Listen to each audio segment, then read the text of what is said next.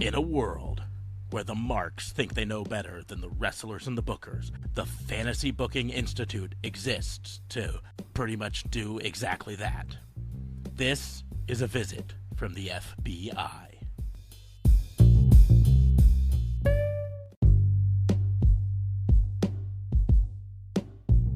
Welcome to another episode of A Visit from the FBI. I, as always, am your host, Officer Mark Marks, and I'm joined by my partner in crime fighting, Assistant District Attorney Erwin Michael Keith Fabe. For those new around here, I always like to start with a brief rundown on the layout of the show. Every week we present a couple booking scenarios for the other to book. We don't discuss these in advance, so our answers are going to be entirely off the cuff and unrehearsed. This week, though, we have a very special guest witness, the host of Real Talk Radio, available on Anchor and many other platforms, Justin LeBlanc. Justin, tell us a bit about yourself. How's it going? How's it going, guys? I am the guest witness, and my name is Justin. As he alluded to, it is Real Talk Radio. You can check all that out at realtalkradio.ca and on Anchor and so on and so forth. If you like, just movie talk, news talk, wrestling talk, all kinds of talk, that's where you will get it. But I am excited to get this going over here and excited to see what you guys have brought to the table tonight. Awesome. Well, or to the courtroom, whichever how we want to do it. Yes, the courtroom, the jury, I don't know. We kind of play it by ear on this. But so, last week, DA Fave challenged me first, so I will start this time.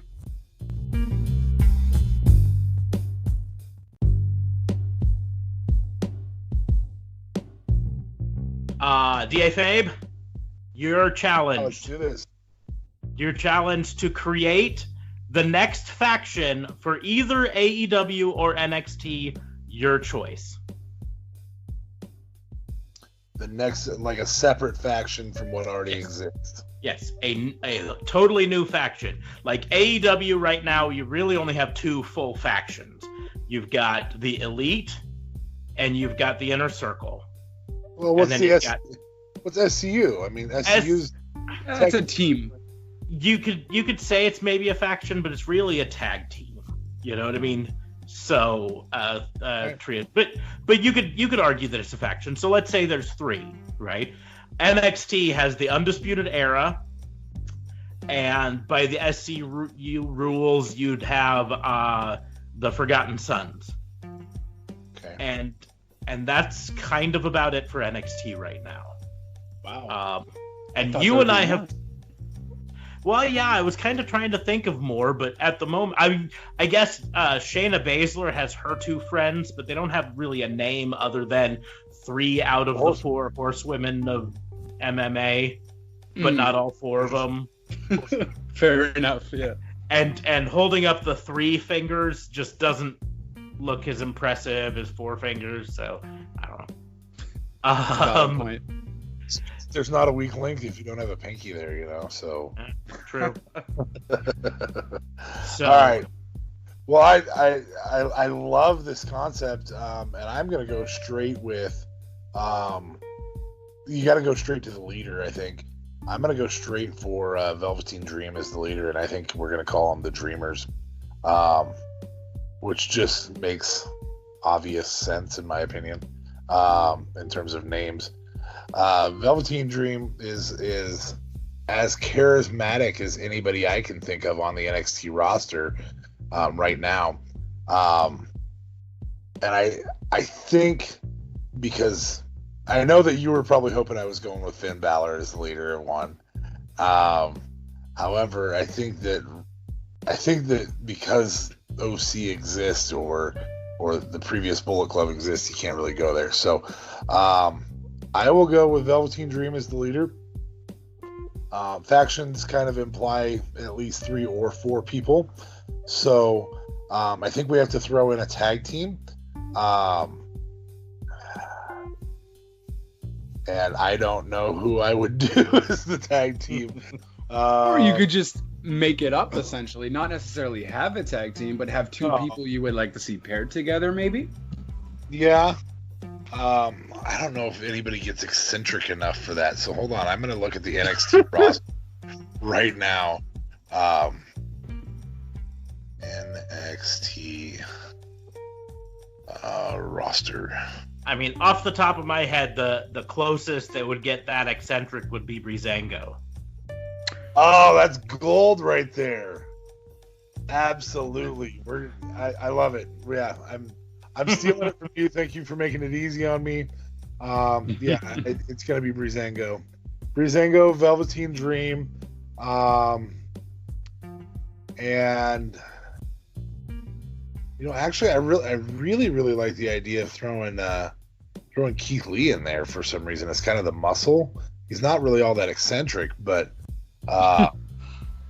he's definitely the bodyguard, the muscle for sure. It's the muscle, that's for sure. And the stuff he can do in the ring. He also gives you a segment for struggle for control later on, because as we all know, that's how factions have to end, is there's a struggle for control in some way, shape, or form. And so, I'm going to say Keith Lee, who's finding himself. So he's, i.e., the Batista of the group in terms of if you were comparing it to Evolution. Breezango, I love that, man. That's fantastic. Good play. And then Velveteen Dream as the chief creator of said group. And eventually Keith Lee turning on Velveteen Dream as the way to move Velveteen Dream up to the main roster and put Keith Lee into the eventual spotlight for the NXT Championship. So that's where I'm going. That's my booking for that. Probably wasn't as long as we needed it to be, but am I supposed to do more with that or no? Well, that's all I really kind of had thoughts of, was just that. I did really quickly think of, but there is another faction in NXT that we haven't that we didn't think of.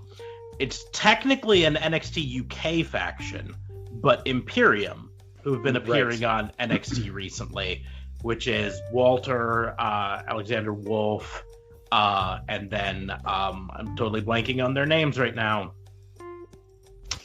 Yeah, won't even be able to help you out. Those are my go-tos. I'm busy at 3 o'clock what Google is for. I apologize. Not to mention I'm a domestic DA. I don't cross the pond.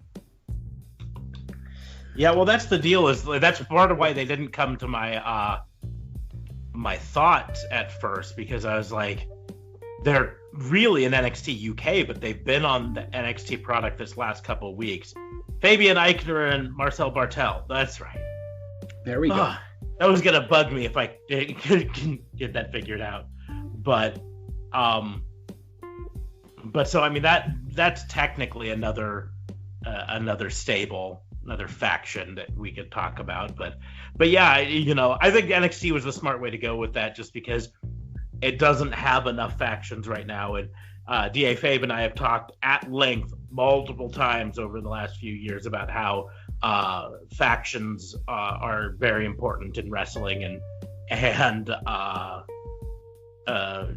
kind of the cornerstone. I mean, you look back at all the biggest times in wrestling, they were all led by different factions, right? Whether you're going back to the 80s with the Four Horsemen, the 90s with the NWO, and then DX coming up, and the Click. Nation of Domination, exactly. I love those faction wars back then. Thank you to our guest witness. Those faction wars with DOA and Nation of Domination. That little segment, there was 3 of them. It was DOA, Nation of Domination. I'm trying to remember what the other one was. I think Heart it was Foundation. No, I remember there was something between the Heart Foundation and Nation. I thought Savio Vega had a group. Oh wow! I know I feel like he might have, but maybe not. I've been wrong before. So anyway, but yeah, those faction wars that we got in the 90s is something we really miss quite a bit now. We don't even have like a corporate ministry anymore. So I mean, the last faction that I could think of, aside from the ones that are out now, that really made an impact was Evolution. Yeah, I would say Evolution was the last. And OC's not doing much compared to what they should be doing. No. So I don't know what they're doing with the OC at all, actually. Slowly turning them into jobbers and making it like we don't care about them. Yeah. You have one of the top 5 wrestlers in the world and you're going to job him out? Come on. Well, and one of the top 5 tag teams in the world. I mean, I know in my previous talks with Justin and my talks with DA Fabe over the years that neither of you really followed New Japan closely. And I didn't really follow it, but when I started to get into it, I looked up Gallows and Anderson in their pre-Bullet Club, stuff, and their Bullet Club stuff, and they're just phenomenal. They're so good, and then they become jobbers in the WWE, and that's really sad. So yeah, I would imagine that any NJPW match that they did would have been better than any WWE match that they have done. Yes, for but sure. I don't know if that stems from just having their hands tied or being older or both. I'll tell you, I can't see Luke Gallows doing a Hurricane Rana. No, but he was always awesome. Yeah, he was always the power of the group. You let Carl Anderson do the flip-de-doos, and Gallows would come in and destroy people. And that's part of why they worked. And in the Bullet Club, they were the muscle, and it worked so well. And it worked really well when you had Finn Balor, at the time Prince Devitt, as the leader, because here's this little guy leading this group of big men who could beat your ass. So yeah, but so no, I think you created a pretty good faction. Brilliant choice to put Breezango in there. I don't know where it came from, bro. I would have never thought of Boom, picked it out of the air. It was great. Yeah, totally off the cuff. I do think a different name could be used, though. The Dreamers, that's very... I mean, I get why you chose it, Velveteen Dream, and so on. A tad cheesy, but I mean, I can't think of one either. So we are talking about a WWE here. So, yeah, valid point. And you are eating cheesy puffs. Yeah, I do love my cheesy puffs. Let's be honest. If they created the faction and then Velveteen Dream got called up to the main roster, they'd probably just call him Dream anyways, or Velvet, because they always cut names. I hope, though, honestly, Velveteen Dream just stays in NXT where he is. I don't want to see him go to the main roster because they're just gonna job him out. Well, and I think that's the part of moving NXT to USA Network that maybe they didn't think through enough, because as of now, I don't see any reason any of those wrestlers would want to move to the main roster. Period. Yeah, they have merchandise exposure. They have public television instead of having to be on the network. Yeah, I mean, as a whole, economically, it makes sense. By the crowd as the most legitimate of the 3 WWE shows. The show that if you like wrestling, that's the one you choose to watch. I mean, we talked about it last week, and if you could only choose to watch wrestling from one day out of the week, right? Monday, Tuesday, Wednesday, Thursday, Friday. But you had to pick one of those days. You could only watch shows that aired on that day. Wednesday would be the day you'd choose, hands down. Yep. That's valid. Yep. That's very valid. Like, I'd give up Raw and I'd give up SmackDown right now, but I would not give up NXT and AEW. It's as simple as that. So, but no, I think that was a good faction, good way to kick this off. So let's move on to booking case number 2. DA Fabe, what do you got for me?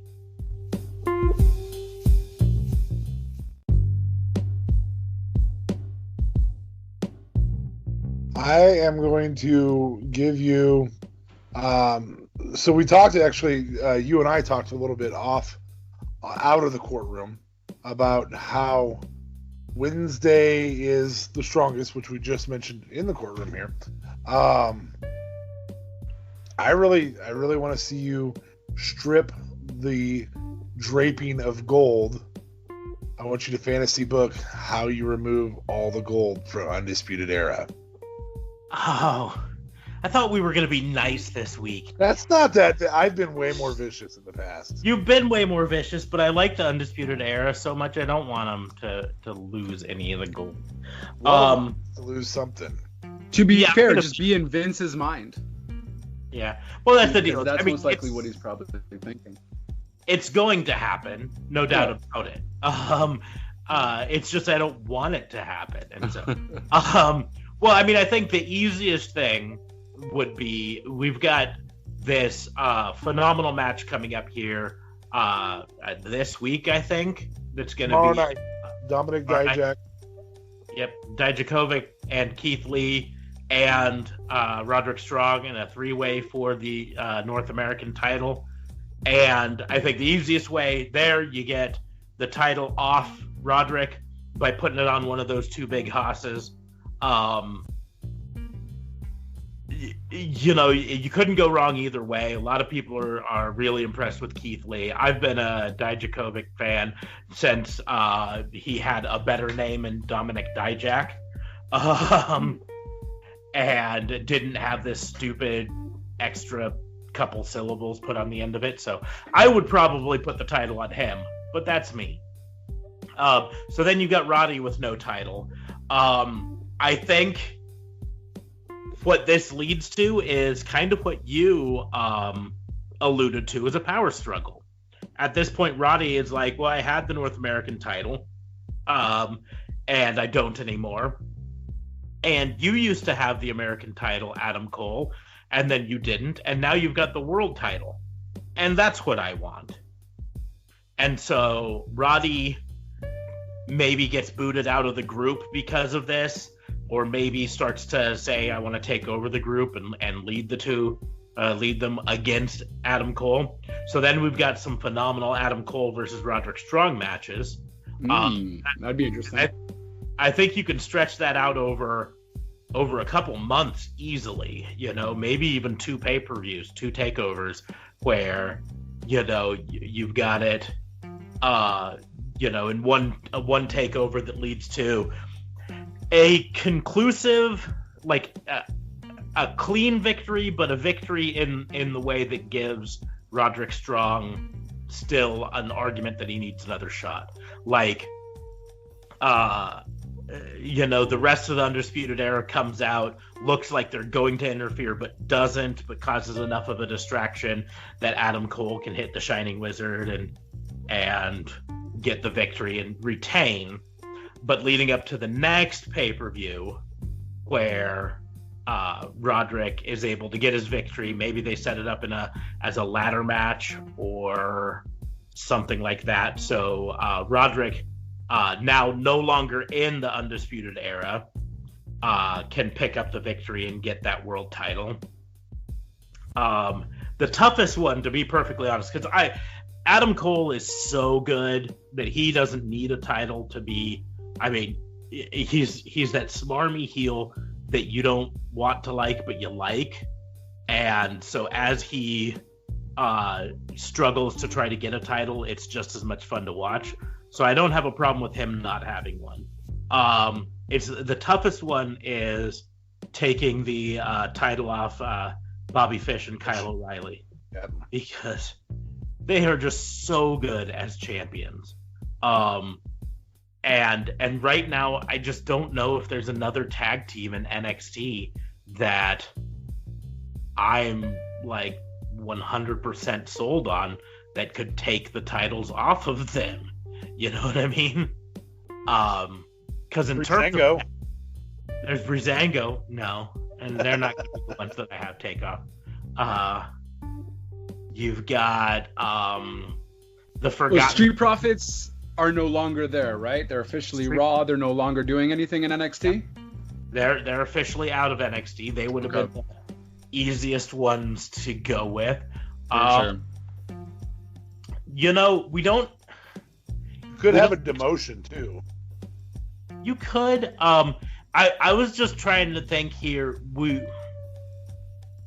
don't often hear of like Finn Balor in a tag team. So I'm just trying to think if there's a good tag team partner for Finn Balor to create his own like alternative faction or tag team to go after the Balor Dream.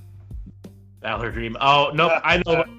I know how I'm going to. I'd put it DIY. I'd put all three of them together. That was actually going to be my other faction, just the most dominant faction in the world. Balor and DIY. That would be good. Cool. But I think I've decided that just to piss off DA Fabe right now, it's going to be Finn Balor and Matt Riddle, and they're going to be called the Demon Bros. Shut up. I hate Matt Riddle. He's such an amazing wrestler, though. You cannot hate him. DA Fabe does hate his promos, they just, and he delivers them well too, and that's what really ticks me off because they're just garbage. They're well delivered garbage, and I hate it. But that ultimately might be a decent tag team, though. To be honest, like regardless of how you. Yeah. So the Demon Bros against Redragon. That would be a phenomenal set of matches. I think could be fun, and then this way you give Finn Balor a venue that's not going after the title, the top title, and allow him to build himself back up as part of a big team. Maybe have some phenomenal matches against DIY if you get them back together, and potentially with just these big names in it, help build up that tag team division again.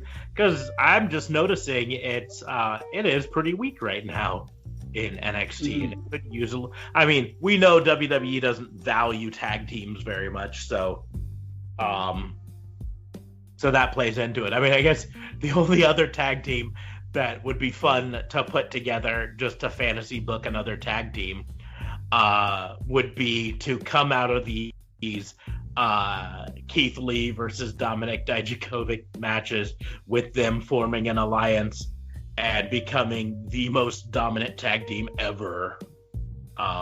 Two big guys like that. You're talking a la like Natty and Lacey this week. If you're gonna throw garbage at me, I'm gonna throw garbage back at you. I'm not talking about Natty anymore. Didn't you hear last week? He gets a pass. She gets a pass. Lacey Evans, however.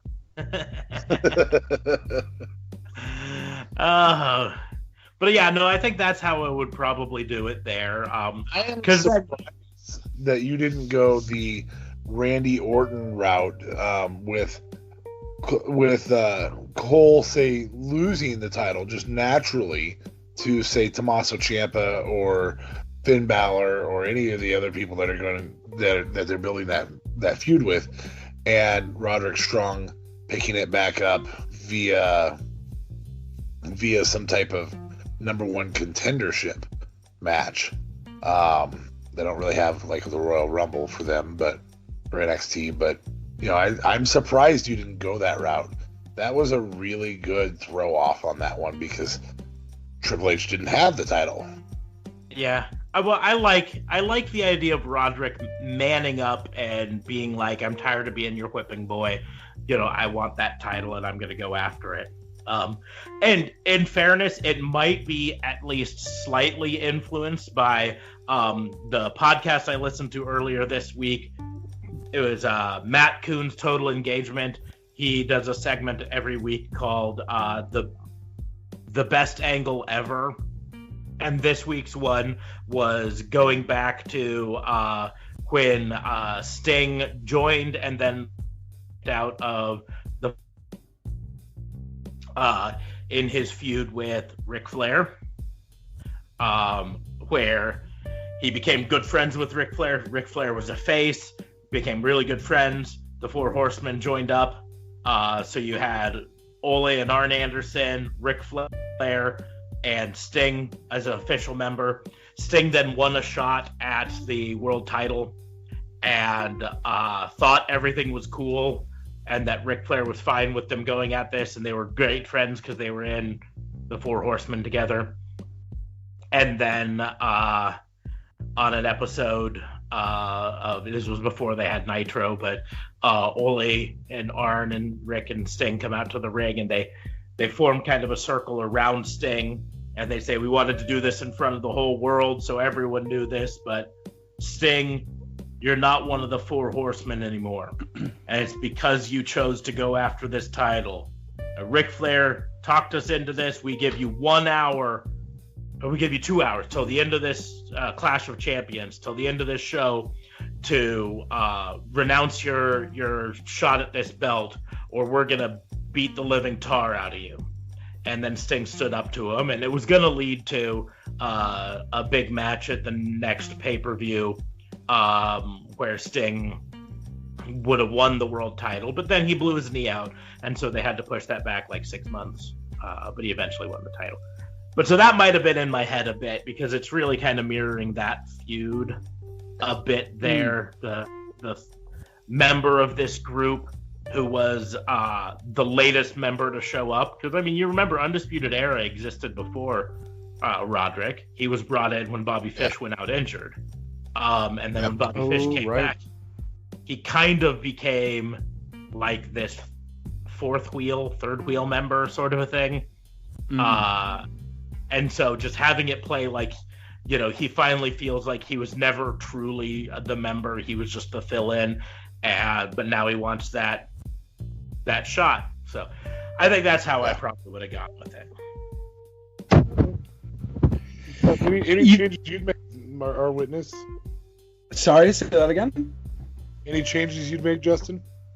So the only I really like, the thing is, in terms of the Undisputed Era losing the belts, in that case, I do think if any one of them would lose the belt, it would be an implosion within the team. So in order for that to happen, which I don't want to happen, then I think the Undisputed Era would just be finished completely. Not one person leaving, but it would maybe be split in two. So we might get the faction and then actually 2 tag teams out of that. But I really like Undisputed Era, and I don't see them doing that. I don't want to see them do that, because they are just a phenomenal stable. And as we just alluded to, there's not many stables out there. So, you know, they need to be together for a while. And I really am excited if they do something. You know what? I would think, because Finn Balor now is going after the title, right? Essentially, when he went and said, I am NXT, and he did that right in Adam Cole's face. So he's most likely going for the championship, I assume. Right. Yeah, we'll know more at the end of tomorrow night, because he's going to be back in Full Sail to kind of tell.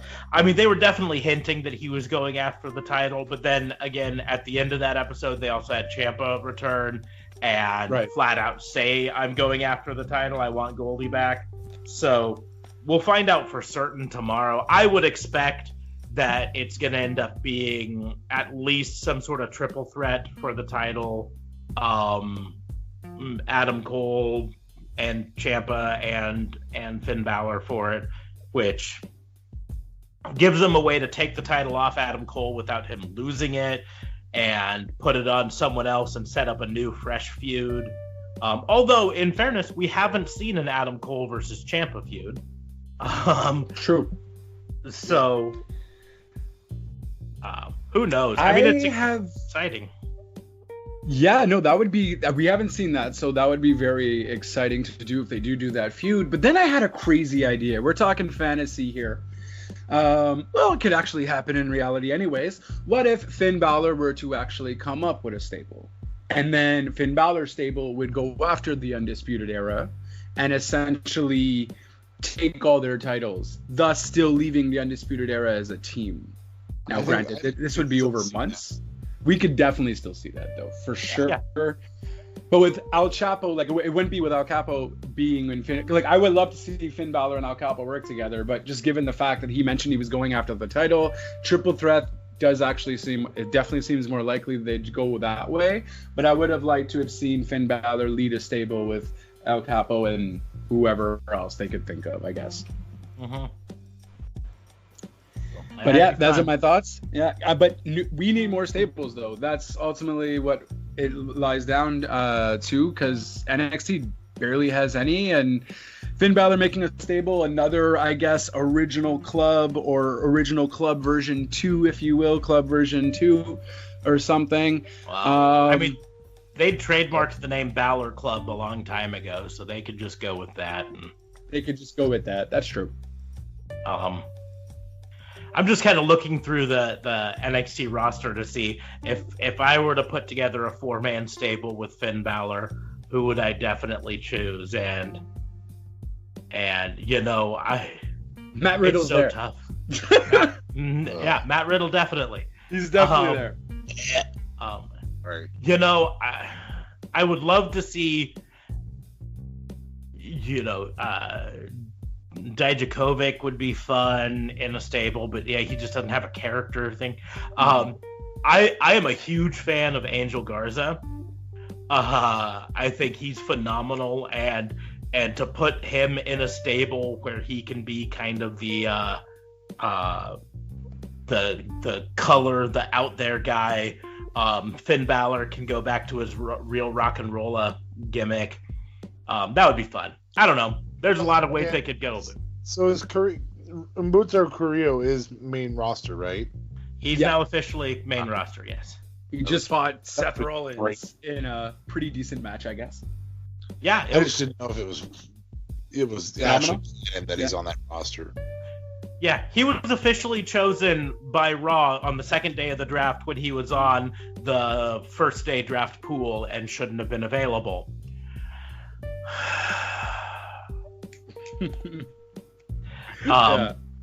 If he'd have stayed down in NXT, though, you could have had him and Angel Garza start a group because they're cousins in real life, and that would be all sorts of fun.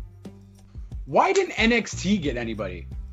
Raw and SmackDown traded, but NXT, like, now that you're building NXT as this brand and it's live on a network and so on and so forth, why wouldn't they just put NXT into the mix so they can also get people? We saw Finn Balor go there just on his own accord. So I don't know. If I were to bet money, I'd put hard money that it was Triple H saying, hey, I'm going to put my foot down on this. I like my crew as we have right now. I don't want you guys stealing all my good people and leaving us with, you know, leftovers. I like who we have here. I also wouldn't be surprised if, like I said earlier, if a lot of the wrestlers on NXT were like, nah, I don't want to go to main roster. Right. Keep me here. I mean, if you're Rick Bubes, right, you know that you're not going to go anywhere on the main roster. You want to stay in NXT where you can come out and be your crazy air guitaring self and be loved by the fans. You know, if you're Danny Burch, you know, Oney Lorcan and Danny Burch work so well together as a tag team, and they know they go up to the main roster, they're not going to do anything. So anyway, well, I mean, we saw Street Profits leave. Yeah, I think Profits is a character that works anywhere, whereas we've seen what Vince does with boisterous characters beyond. You know, good example is Finn Balor, No Way Jose. I mean, sadly, if Velveteen Dream went up to the main roster, he would be the next No Way Jose. Definitely, for sure. Far too good of a performer to be regulated that way. Adam Rose is the same way. The Rosebuds and Adam Rose. Well, that's never developed. Right. We mentioned Breezango earlier. That's it. Tyler Breeze. He did nothing in the main roster. and then goes back to NXT, bam, he's good because he was created in NXT. People loved him before, went to the main roster, did nothing besides study fashion. Yeah. Well, they didn't know what to do with them. They have no idea, no imagination. I've been convinced, and this will come up on one of our wrestling booking unit podcasts sometime. I'm convinced that Vince McMahon doesn't actually like wrestling. He likes money, and he makes his money off wrestling, but he doesn't like wrestling, and therefore he doesn't really follow wrestling. You know what I mean? And so the characters that make wrestling good are not in his wheelhouse, and he doesn't care about them. Or the only episodic, I think maybe the only episodic shows he watches is cartoons that don't actually have a storyline sequence.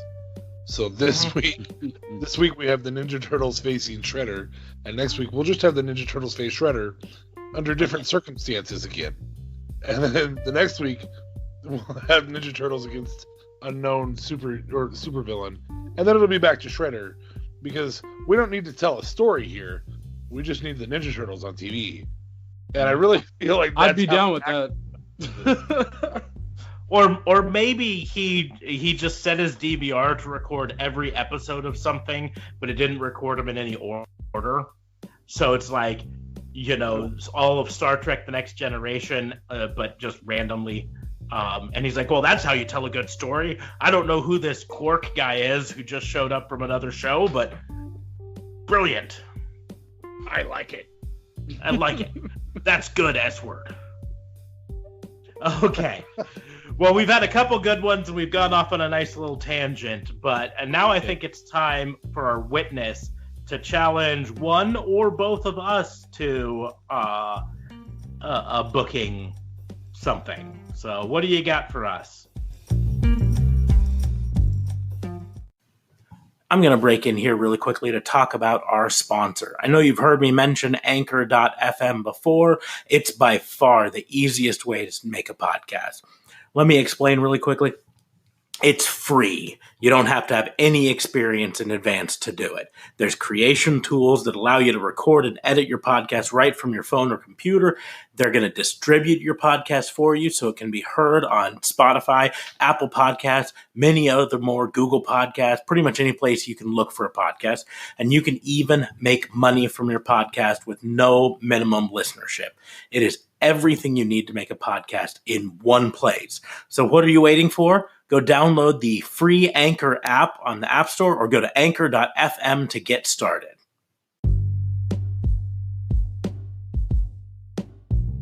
All right, so it's a little bit of it's fantasy after all, but I think it would still be interesting to see what you both would think. Let's be fair. Let's give both of you guys an opportunity to speak on the situation. So you're given an ultimate one match super card to define the ultimate undisputed champion. You have a pick between NXT to represent the NXT brand, someone to represent the WWE on either Raw or SmackDown, and you have AEW. If you want to add ROH in there, you certainly can. I don't follow ROH too much. But if you had to pick one wrestler to support to be the face of that brand, and the winner becomes the ultimate brand, if you will, which wrestler would you pick for each brand to face off? And just to make it more wrestling oriented, what stipulation would you put? Essentially, yeah, it's up to you how you'd want to do it. If you want to add like ROH or not, or if you just want Raw, SmackDown, or AEW. You know what? Screw ROH. Raw, SmackDown, AEW, NXT. So yeah, no, still 4. Raw, SmackDown, AEW, NXT. Winner is the ultimate brand, and all the other federations leave. Okay. So this is an ultimate winner take all. Winner take all, be all, end all. Okay. Yeah. So I'm gonna go ahead and answer for Officer Smarks. I'm gonna wholeheartedly agree with him on this one. Finn Balor's the face of NXT. Yes. Hands down, longest reigning of all time. The only other option would have been Ciampa, and we're not going to do Ciampa. So I could have maybe made an argument for Gargano, but yeah, go ahead. Okay, so I'm going to throw in Balor. I apparently have to use current rosters, so I can't have Hulk Hogan be Raw, which would be awesome, but it's not going to happen. The Fiend. You can throw him in there. He'll get beat, but you'll throw him in there. I'm going to say The Fiend for SmackDown because he's on SmackDown right now. Okay. Which means I really don't have a very, very good option on Raw as far as I'm concerned. I'm going to go with AJ. AJ needs to knock off Seth. I don't have the Seth love that Vince has, whatever it is. I like him. I just don't love him. Did you feel the same way about Seth before the Hell in a Cell match, or have you always felt? No, I felt that way about. I felt that way about Seth as long as I felt that way about Roman. Okay. It was a ruined faction that could have been really, really good, and ended up just been really, really ugly. So I'm gonna have it be The Fiend. I'm gonna have it be AJ. I'm gonna have it be Finn Balor, and I think I'm gonna go on a limb here because I get to make whoever I want be the AEW champion out of this, and I'm gonna have it be Darby Allin because I really, really like Darby Allin a lot. He's great. He puts on crazy awesome matches, and so. Not to mention that gives us two charismatic, traditional wrestler style wrestlers, the best in the world mentality wrestlers, and it gives us two dark, mysterious wrestlers. And so, I would love to see, The Fiend kick out a coffin drop. I'd love to reach around, as soon as the coffin drop hits, he reaches around and does the mandible claw. I think that pulls those two out of that match eventually and attacking each other throughout the arena. And I think we end up with an AJ Styles win over Finn Balor. Sorry, Officer Smarks, but that's how I'm going. Hey, this is fantasy booking. You can do whatever you want, regardless of how unlikely it is. So Raw is your winner, then? Raw's my winner, even though I don't want it to be Raw. But I think the entertainment of that story, though, ends up being Darby Allin and Fiend, hands down. But AJ is probably the most underutilized wrestler right now in the world, with the exception of having The Miz be face for whatever reason. Anybody else notice in his interview this week that he said you have to change your outfit to draw attention to yourself? You got a haircut. You got to get a haircut to draw attention to yourself. I was like, what? That's you. That's literally you. Hey, he dresses nice though. Okay, you cannot knock the guy how he dresses though. This guy's always spot on. Except for his ring attire, which is a weird Pope cloak with a Naruto bandana and stupid sunglasses. And the funny thing is, it doesn't even fit his gimmick. He's the Hollywood A-lister. No one in Hollywood dresses like that. It's just, anyways. I'm gonna get started on my version of this. I almost spit out a cheese ball. But I'm gonna get started on mine. But first, I'm gonna point out how much self-control I had by not making a joke about you saying a reach around earlier. Because that was just an open net, and I chose to let it go. Yeah, as soon as I said it, I was like, this is getting targeted right here. Reach around. Okay.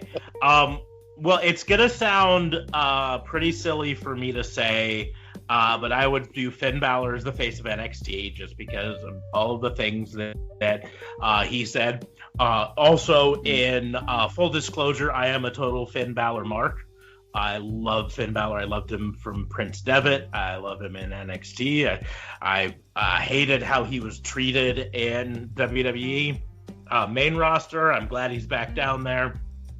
I hope they give him a chance to be a badass like he was in New Japan down there. So NXT is Finn Balor.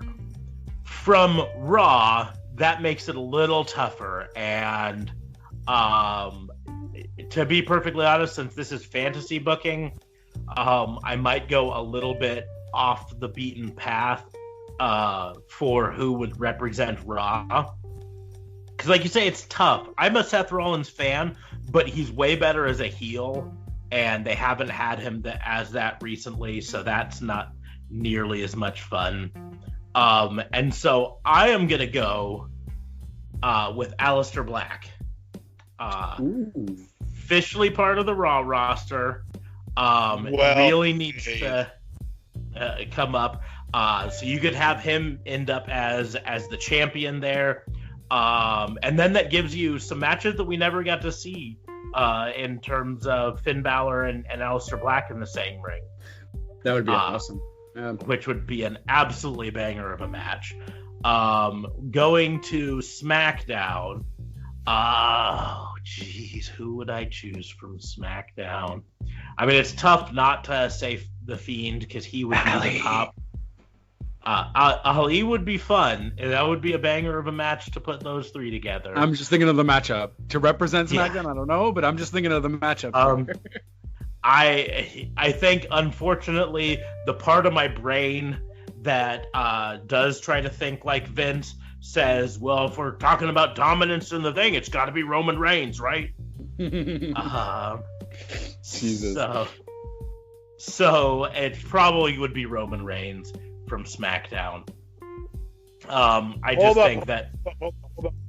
Mark this day on the calendar. Where not only are you saying Roman Reigns for a positive push, but you're not only saying that, you're saying he's your choice as the best SmackDown has to offer. I'm saying he is the choice that would be made. Maybe not the absolute best, but once again, we're booking this as in terms of what would happen, and that just makes the most sense to me. It also brings those eyes to the front. I've got Russo in your ear right now, but go on. I'm gonna listen. No. Now, don't get me wrong. He's not gonna win. That's for certain. Oh. He is not going to win.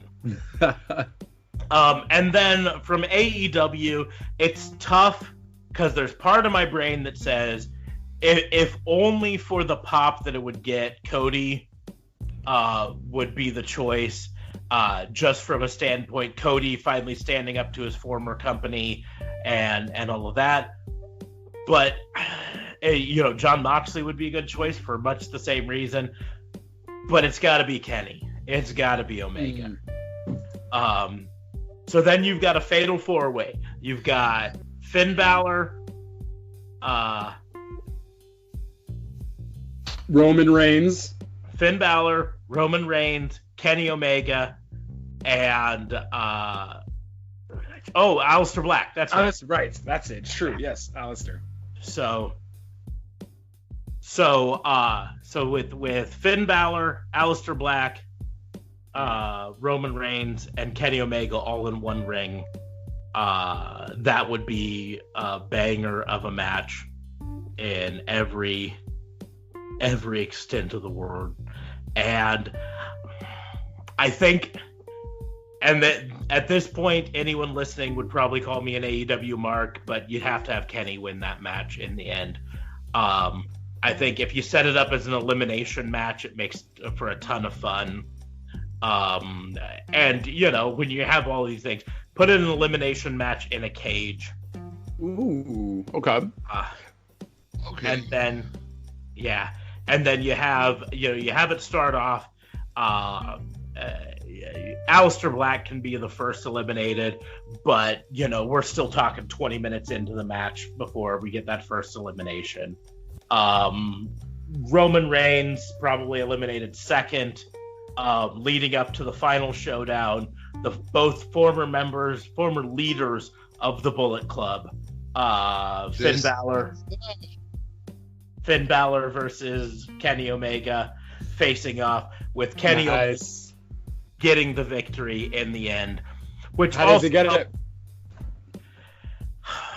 V-trigger one-winged angel, man. That's the way he gets it. Fine. That is the winning combination.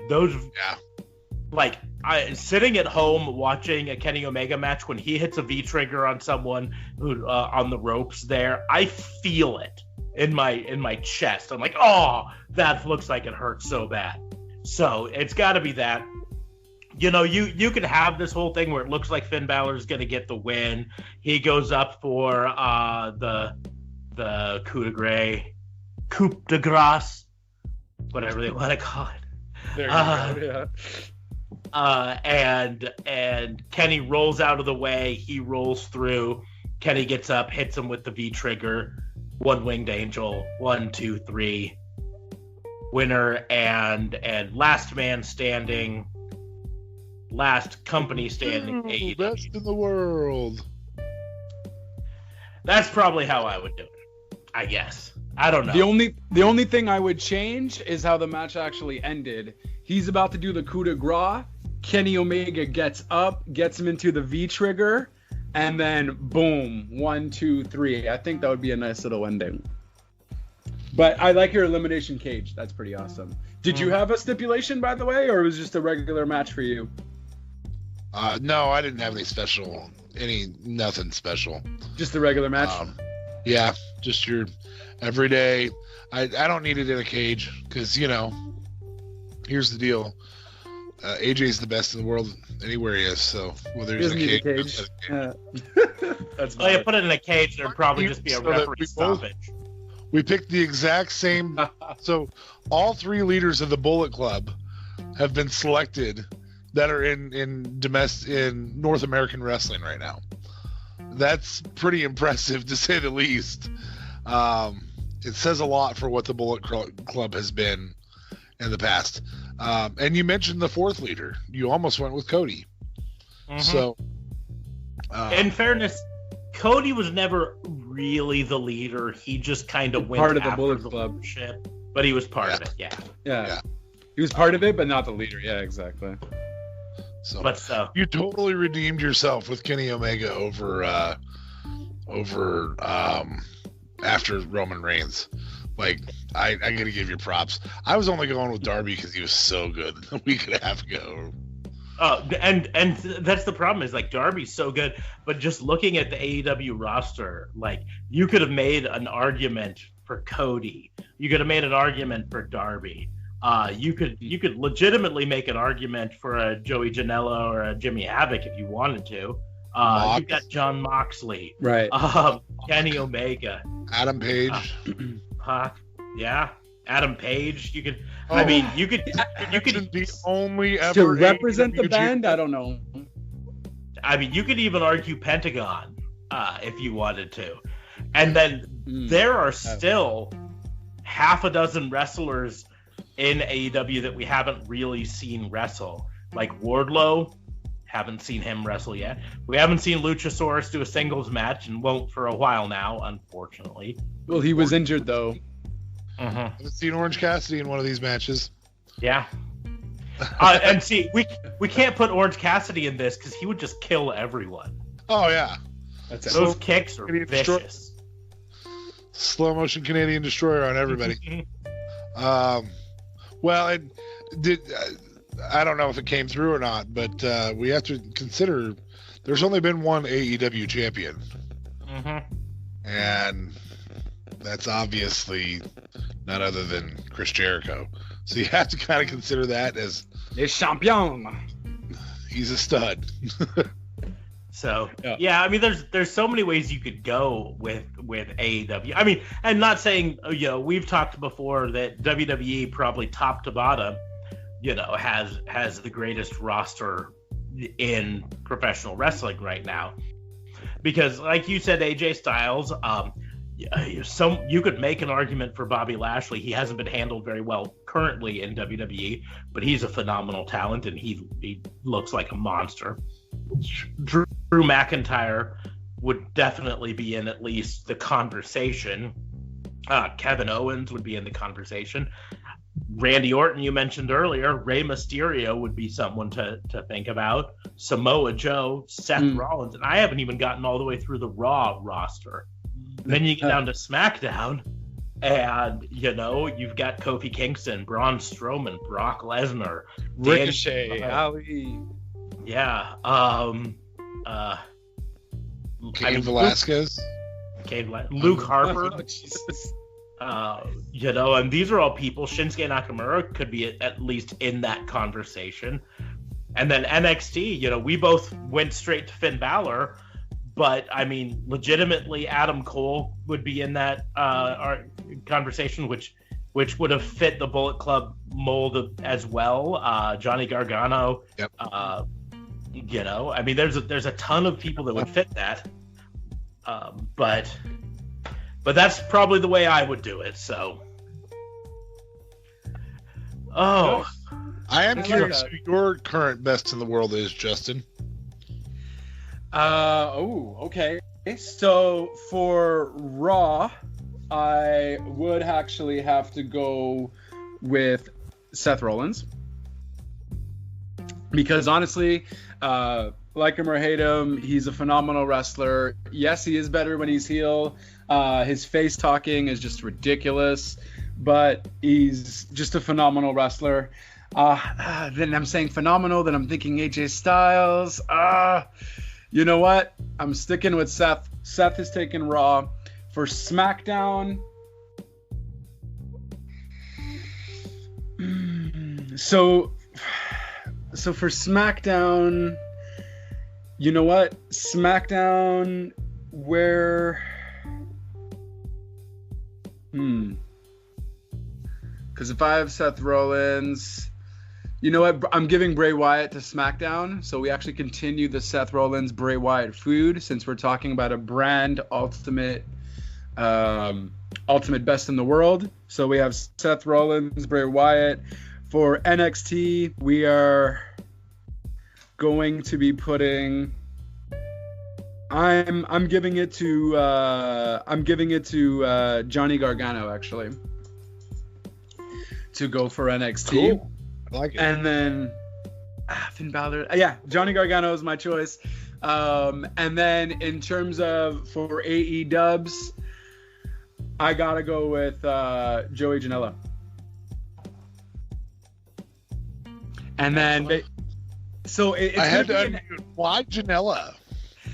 I just find he's very hardcore. So he would actually do good with Bray Wyatt. I feel he would do good with Seth Rollins and Bray Wyatt, because Joey Janela is a hardcore wrestler, but he also can hang with the best of them. I've seen a lot of his other matches outside of a few of his matches outside of AEW, and I just like his style. So I think having those four wrestlers in that actual match would be just entertaining for the fans. And how we would have it basically go down is we would have ultimately... but then I don't see Joey Janela actually winning, and I think ultimately AEW would essentially take over. But in that case, I'm going actually with Gargano, ultimately taking the ultimate brand sweep. It would be Gargano versus Seth Rollins at the end, and Gargano would take it. I just can't figure out the finish at the moment, unfortunately. But I'm huge on Gargano, so yeah, I would go with that, and NXT would be the ultimate brand in that case. I mean, it's the fun thing with the fantasy booking is you could make an argument for any one of these being the way to go, and so that's part of what's so fun about it. I was just thinking how... in a triple cage, by the way, guys. Since we're doing fantasy, it's going to be the triple cage of hell like they did in Ready to Rumble. Oh, yeah? Fun. So it'd be in a triple cage of hell. and it would be winner. Basically, the winner goes to the top of the triple cage and ultimately gets the ultimate undisputed brand title, if you will, just to add a little spice to it. Well, then, I think I figured out how you get Joey Janela out of the match, though.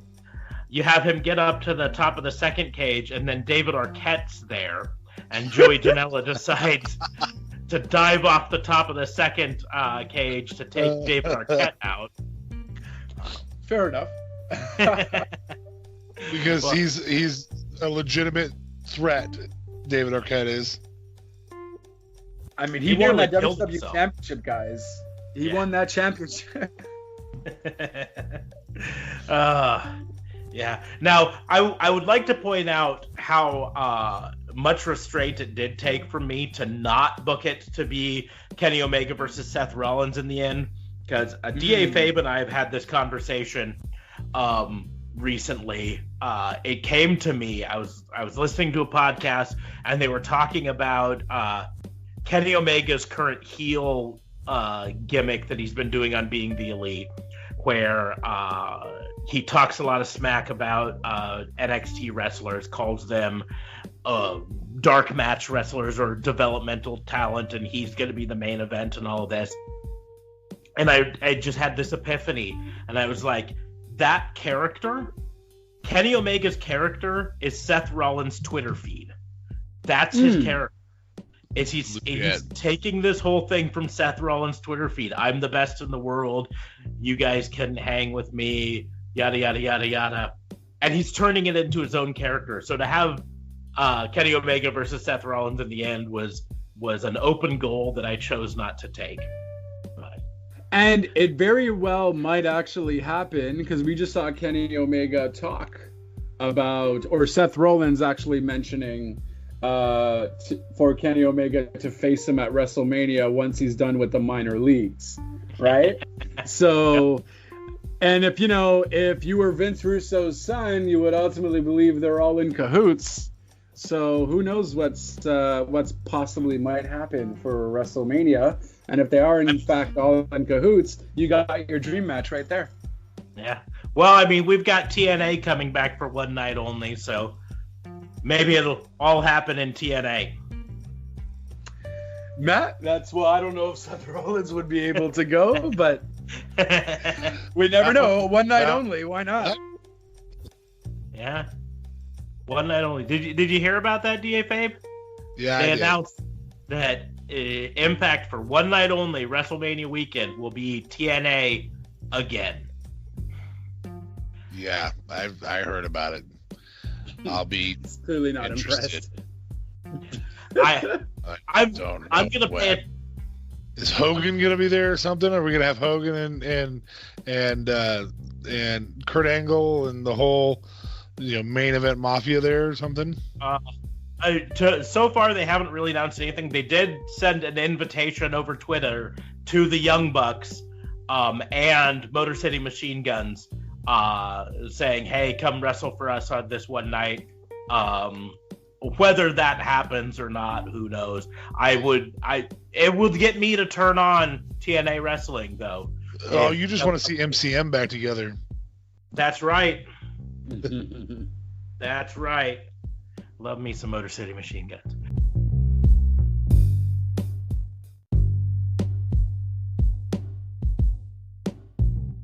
Well, we've talked now for about an hour about these fantasy situations that will probably never, ever, ever happen. But it's tons of fun to always do. But I think that's going to bring us to an end for this episode. As always, like, share, subscribe to our podcast on whatever platform you use, Google Podcasts, Apple Podcasts, Spotify, tune in. You look for us. We're probably on Stitcher, everywhere. You can always follow us on Twitter. I am at Raw and Order WBU. DA Fabe is... I don't want to do it. At DAIMK Fabe, Fabe, which spells out at Dame K Fabe. Game kayfabe. Do you enjoy that much? You really do, don't you? I do. And then I don't know, Justin. You on Twitter? Can they follow you? I'm definitely on Twitter. You can definitely follow me on my personal Twitter at JLB420. I am in Canada, so it is legal to smoke here anywhere. So at JLB420. And then my Real Talk Radio podcast is just at Real Talk Radio 8 on Twitter. And then, like I say, always, since we use anchor.fm to produce these podcasts and distribute them, there are some great ways that you can interact with us on anchor.fm. You can go there and you can leave us a voice message, at which point we can use it on this show. So you can send us your own fantasy booking challenge, or for our other show, you can send us your own wrestling crime. And then you can always click that little support button on anchor.fm and send a little money our way. It definitely helps us to improve our sound quality, improve our production schedule, and all of that stuff to get these better. So that's a great way to support your favorite little podcasts. And I'm sure, Justin, you can do pretty much the same things for his podcast. Yeah, exactly. Anchor.fm, same kind of deal. It's on Spotify, so on. There's a donate button on the realtalkradio.ca website. It's all going to be going towards better quality for audio and video. And always give us, your suggestions on what you want to hear and what you like, because ultimately these podcasts are for you. So, and we want to make sure you enjoy listening to them. So, by all means, yep. Awesome. But that'll do us for today. As always, tune in later this week. We will have a new episode of the Wrestling Booking Unit up later. Go check out Justin's Real Talk Radio podcast and let him know that you heard him here. But we will close the book on the Fantasy Booking Institute this week, and we will see you soon.